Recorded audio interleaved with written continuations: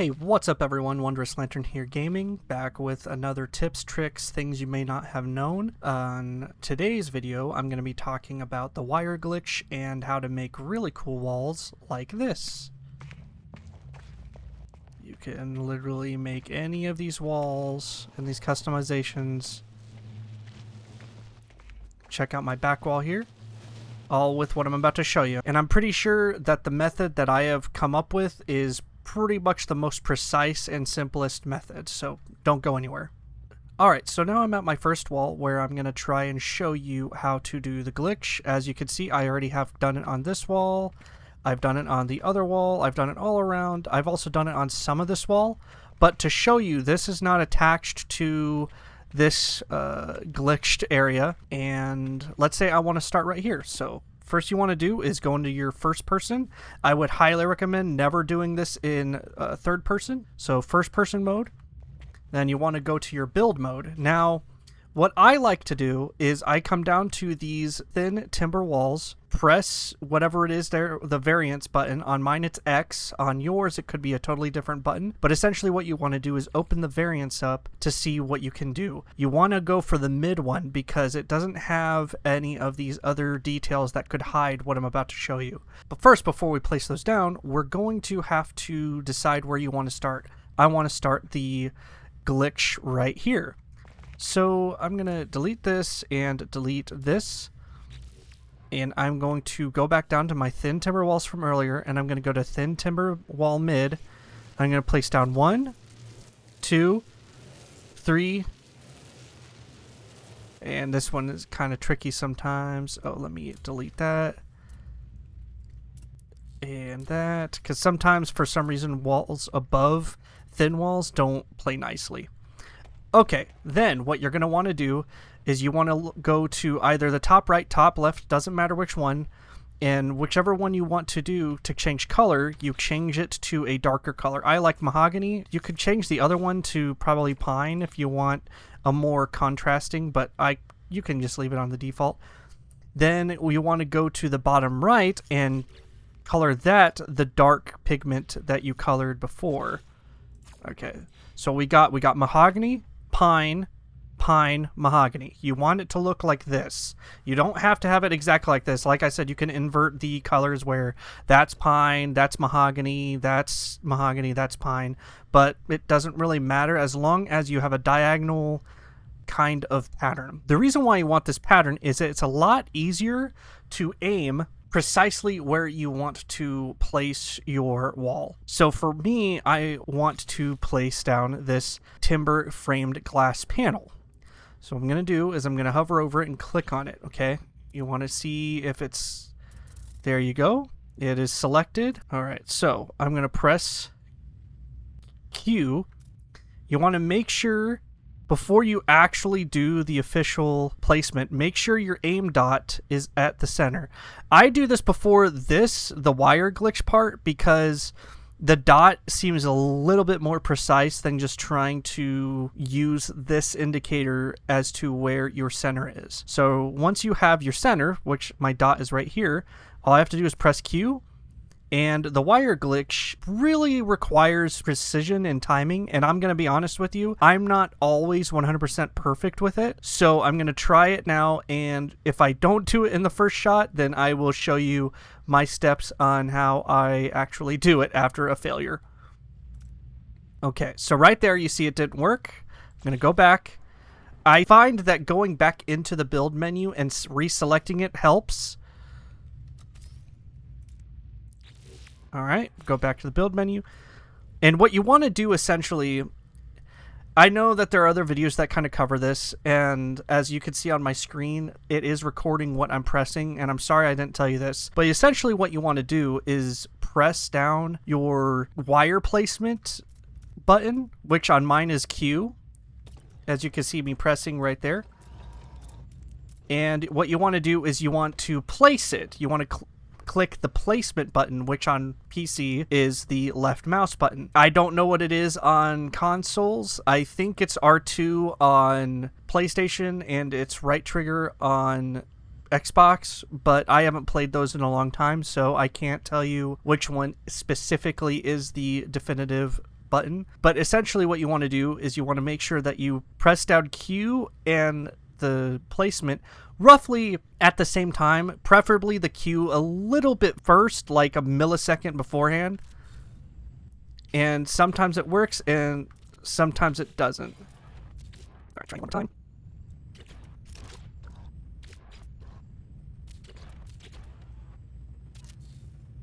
All right, there we go.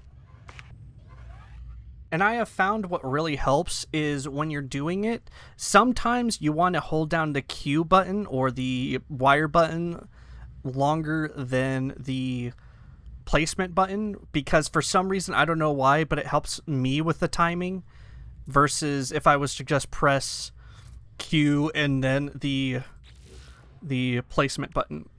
But now that we have our desired wall, our glass panel, or whatever you wanted to place down, what's really cool about this is if I wanted to use any other type of flooring, I can. So if I wanted to do, let's say, this glass panel, I can snap it right to where that glass panel is selected. And what's really cool is if let's say I wanted to delete that, and I'm like, oh no, I accidentally deleted it. No, no worries. All you have to do is go back to the menu where you have the wall you want, and it will snap right back. So as long as you have these already placed down, you do not have to worry about, having to redo a wire glitch all around your walls or whatever. And what's really cool about this, let's say I want to expand, right?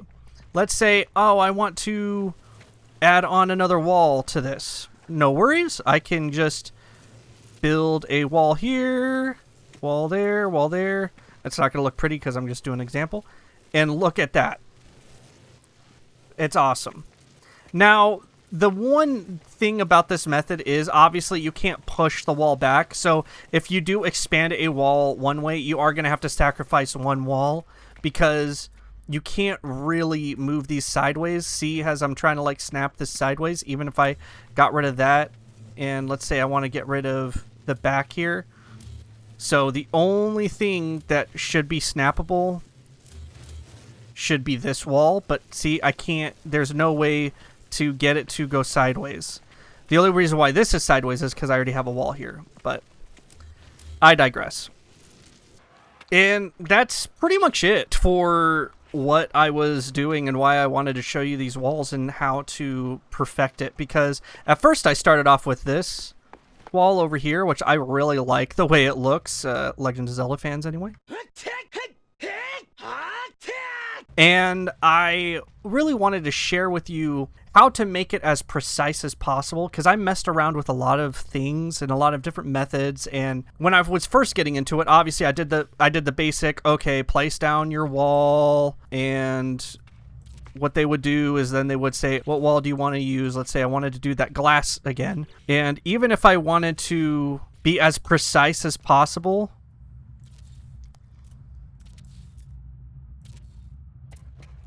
it would never be as precise as it needs. Because see, look at this. See how this is kind of over the edge a little bit? Even if I'm standing like right next to the line. It is popping out over this wall. But if I go on the other side, the wall is protruding further than the glass. With my method, with the half timber walls, you don't have to worry about that. And what's really cool, again, this method is awesome because you can just customize the backside of the wall. So let's say you don't want that wall. Let's say you want a different type of wall. You can do this. You could do stuff like that. I mean, the possibilities really are endless. And the reason why I liked this is because for some reason, when you're using these the glass flooring as glass panels, it is so much clearer than the windows. Now, you could tell that they're glass, so if you look to the side a little bit, you can see a little bit of smudginess and a little bit of like artifacts or whatever.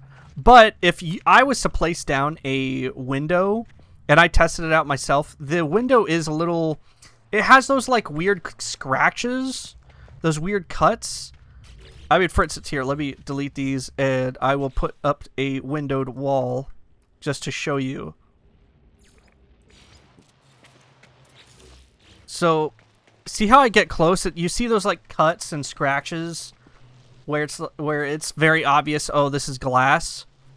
I'll show you again what on this one. Literally nothing. The only thing that you'll see is like the occasional smudge and artifact from the glass panel. But that's pretty much it. This gives you this weird like look to it. Now, you may be asking, Lantern, why would you want to do this? Because my walls are pretty great. Well, like I wanted to show, is that you can really add a cool layer and texture to your walls that aren't just blank concrete or blank wood or blank whatever you're going to be using, metal or whatever. And what I find is it can actually unlock certain creativity that you're trying to do. Another really cool thing about this is it adds this right here. These little, like, I don't know what you want to call them, like mini shelves or steps or whatever. And the reason why these are cool is they actually add as collidable interfaces. Notice how I have the regular one here. The regular, you know, Stonewall B there, but I have a Stonewall B, but it's sideways. Is if I wanted to put something on here, notice how it's not the same. I'm going to have to shrink it so it doesn't touch that back wall, and that's one negative of just trying to use these as like little side things. But also, I just kind of like the fact that these kind of perfectly can fit into what you're trying to do. So if I wanted to make, like, let's say a crate here, like a little crate, and do a like a pot or something, maybe a little 2 pots or something like that. Look how awesome that is.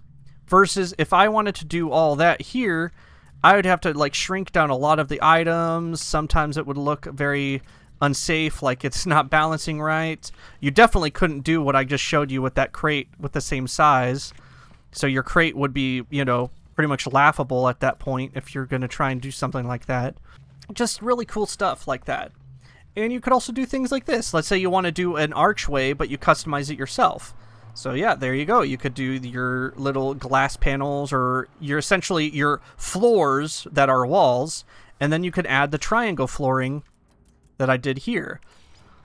And again, like I said, what's really cool about this is once these are placed, you can now forever edit. You don't have to worry about going back in, adding a wall, doing a wire glitch, going back in, adding a wall, doing a wire glitch. If I wanted to, let's say, change this and make that into a triangle, I can. If I wanted to build off that triangle and do stuff like this, I can. I mean, like I said before, the possibilities are quite endless, really. Now, there is one thing to note about this is, let's say you really want to add a cool decorations behind a wall like this. Let's say I want to... Here, let me move that up.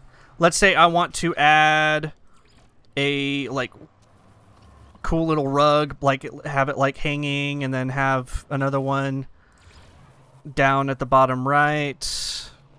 And then maybe add some lights, or where are they at?